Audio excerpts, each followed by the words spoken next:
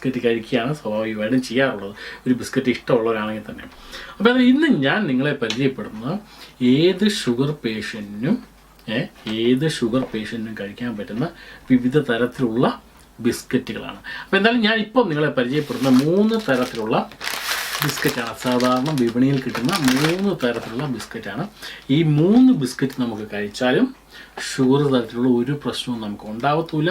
അതോടൊപ്പം തന്നെ ഏറ്റവും വലിയ പ്രധാന ഗുണം എന്താണെന്ന് വെച്ചാൽ ഷുഗർ പേഷ്യൻറ്റിന് ഏറ്റവും കൂടുതൽ ആവശ്യമുള്ള കാര്യം എന്താണെന്ന് വെച്ചാൽ ഫൈബറാണ്.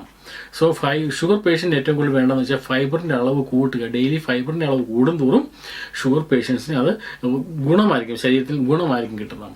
നമ്മൾ സാധാരണ പ്രോട്ടീൻ്റെ അളവ് കൂട്ടുക എന്നൊക്കെ പറയുന്ന പോലെ ഷുഗർ പേഷ്യൻ്റ് ഏറ്റവും കൂടുതൽ ആവശ്യം, അല്ലെങ്കിൽ ആ ഷുഗർ ബാലൻസ് ചെയ്ത് നിർത്താൻ ഏറ്റവും ആവശ്യം ഫൈബറാണ്. അപ്പോൾ ആ ഫൈബറും കൂടി കണ്ടൻറ്റ് അടങ്ങിയിരിക്കുന്ന ബിസ്ക്കറ്റാണ് ഞാൻ ഇന്ന് നിങ്ങളെ പരിചയപ്പെടുത്തുന്നത്. അപ്പോൾ എന്തായാലും നമുക്കത് കഴിച്ച് നോക്കാം.